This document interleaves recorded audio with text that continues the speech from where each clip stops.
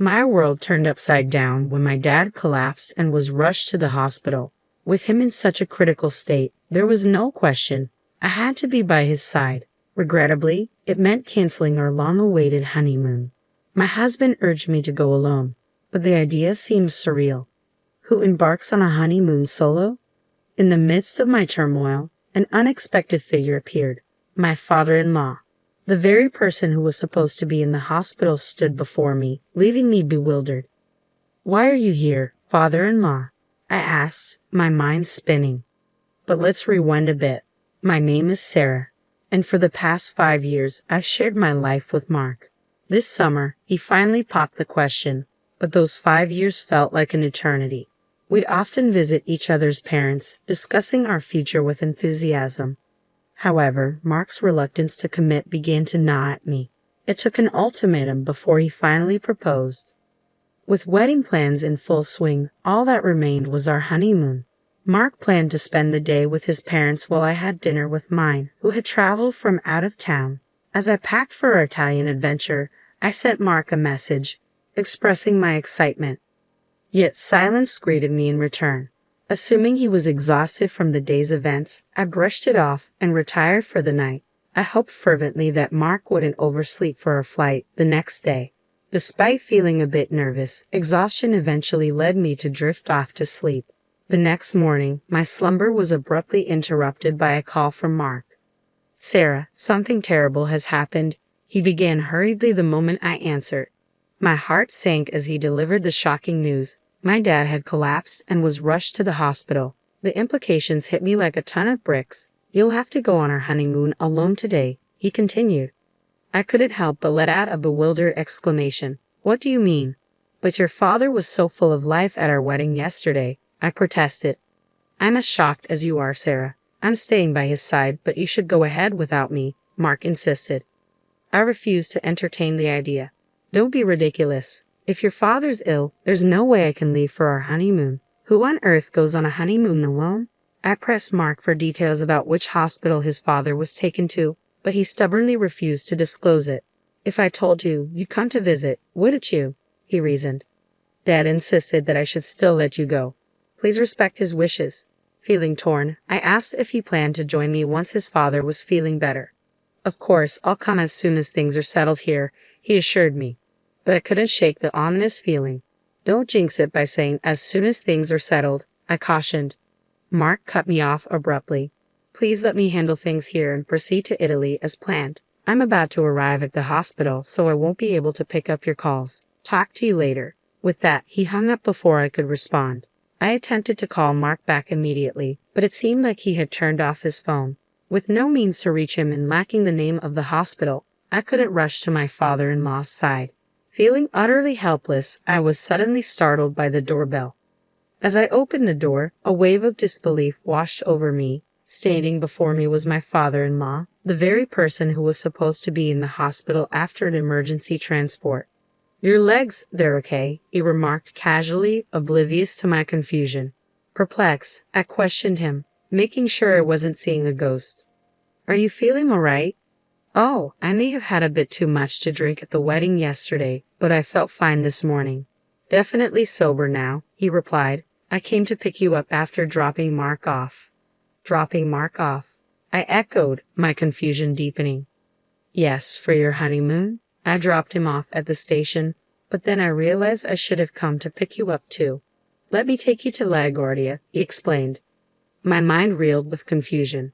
My father-in-law, supposed to be in the hospital, and Mark, supposed to be accompanying him there, now dropping off our son at the station. Nothing seemed to add up.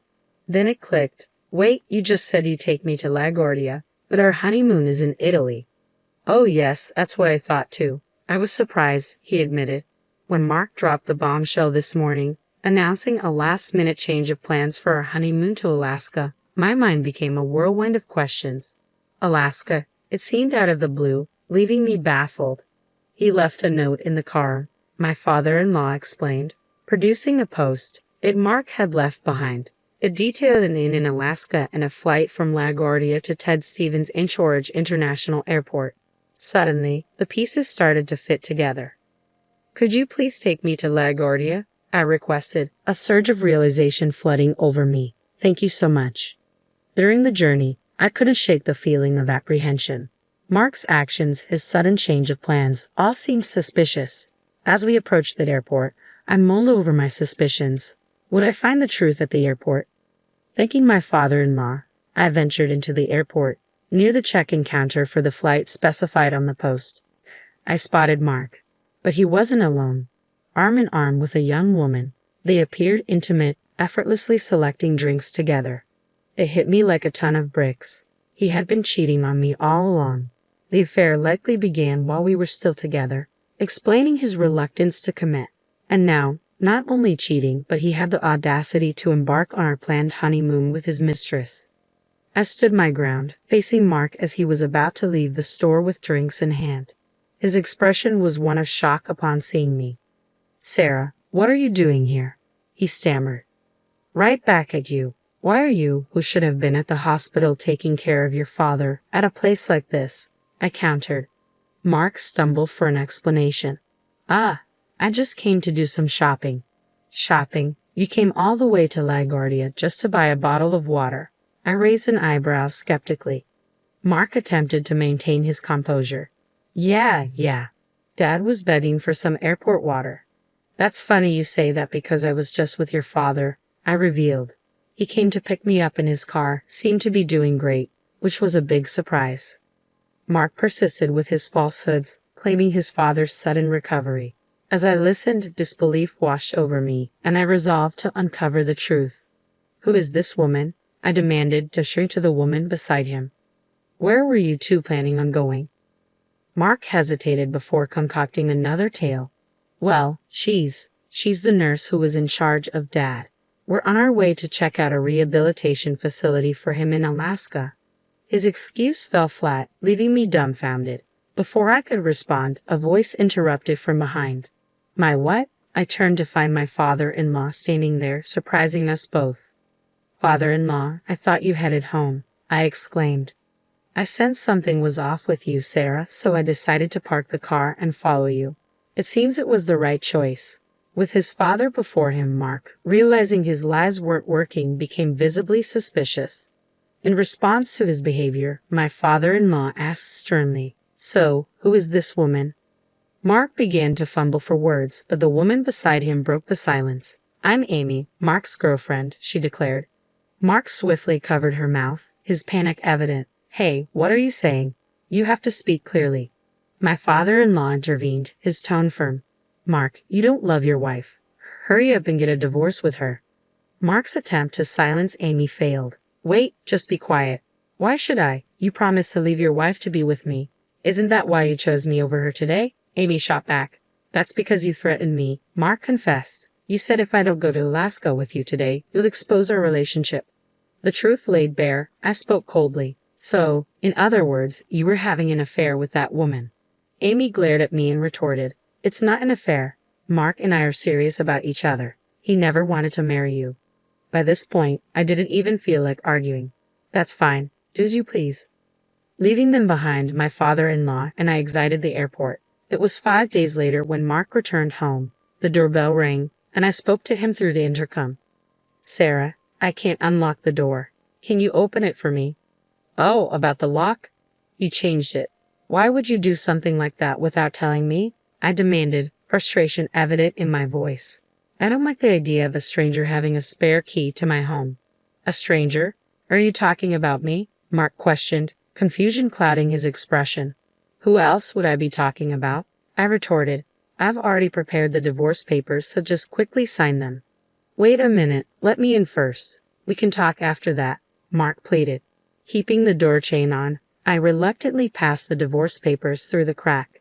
"There's nothing for us to talk about. Once you sign the papers, can you leave immediately?" "Don't be so angry. I've decided to break up with Amy," Mark announced. "What do you mean?" I asked, skepticism lacing my tone. "She's terrible. I agreed to go to Alaska because she threatened to expose our relationship, and all she did was complain that the inn was old-fashioned and the weather was bad. It wasn't fun at all. So I clearly told Amy I have no intention of divorcing my wife." "Please break up with me," Mark explained hastily. I couldn't care less whether you and that girl break up or not. The only choice I have is a divorce, even if you don't agree, I replied sternly. Don't say that. Are you angry because we couldn't go to Italy? Well, it's a little late, but shall we go now? Mark suggested. Are you out of your mind? How can you even suggest that? I exclaimed. I was wrong to think that I could have a reasonable conversation with you for even a second. There's no way a man who cancels his honeymoon and goes on a trip with his mistress has a reasonable thought process. Sign the divorce papers right here, right now, and also sign this document. I handed him another document through the crack. What is this document? He inquired. It's a written agreement for the payment of alimony and the cancellation fee for our honeymoon. I had it prepared through a lawyer while you were away on your trip, I explained calmly.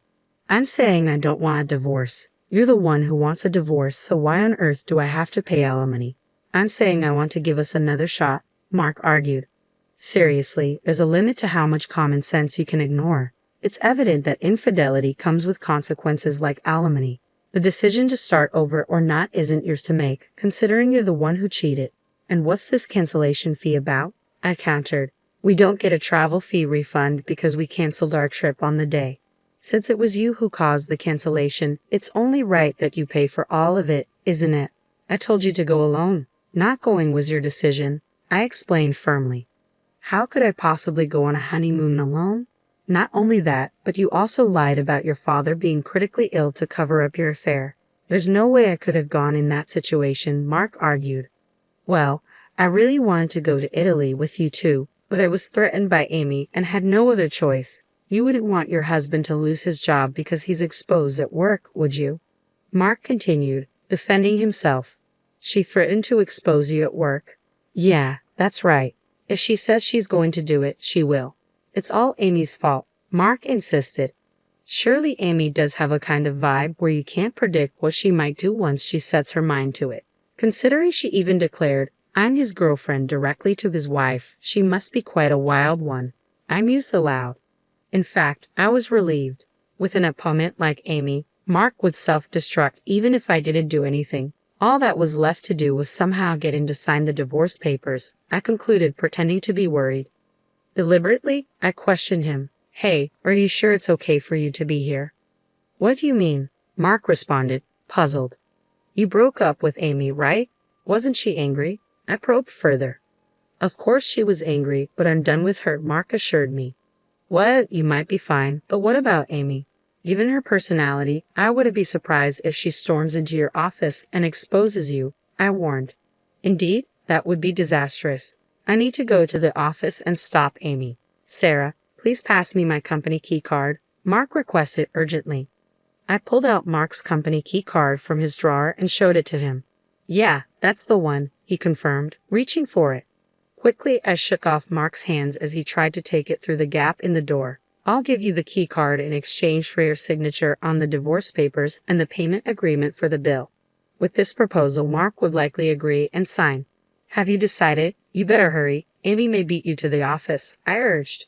All right, Mark relented reluctantly, signing all the documents and passing them through the gap in the door. Here, this is good enough, right?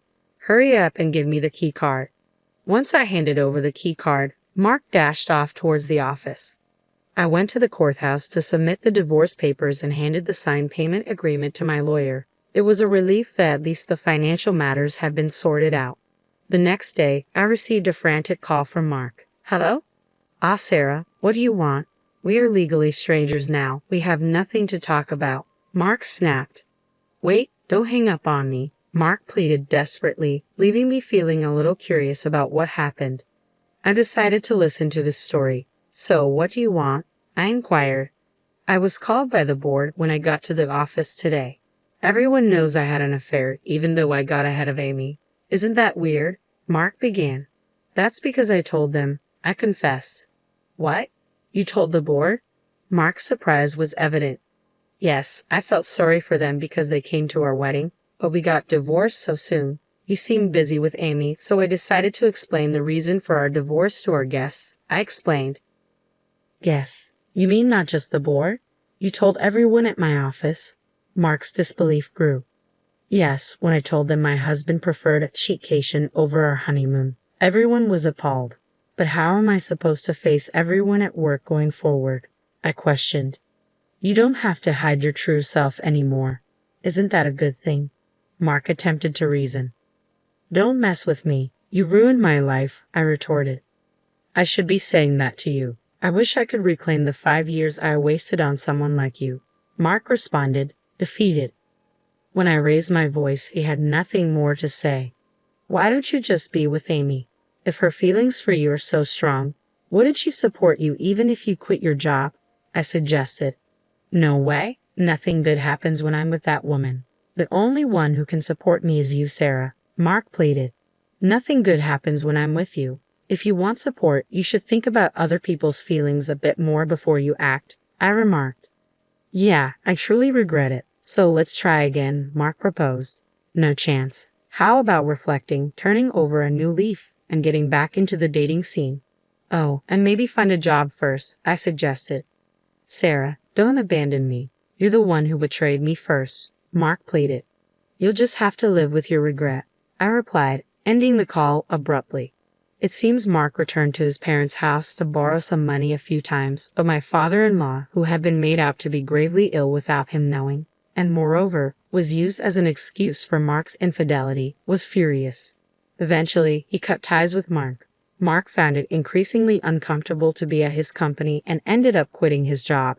Job hunting didn't go well, and it seems he's barely making a living by working part-time at a convenience store. On the other hand, I moved into a new home with the alimony from Mark. Even though I changed the door locks, it felt uncomfortable living in a place my ex-husband knew about. Mark's parents helped me move. They probably saw it as a way to atone for their son's misdeeds. I still occasionally chat and have meals with them. I won't get back the 5 years I spent with Mark, but I'm going to find a better man next time.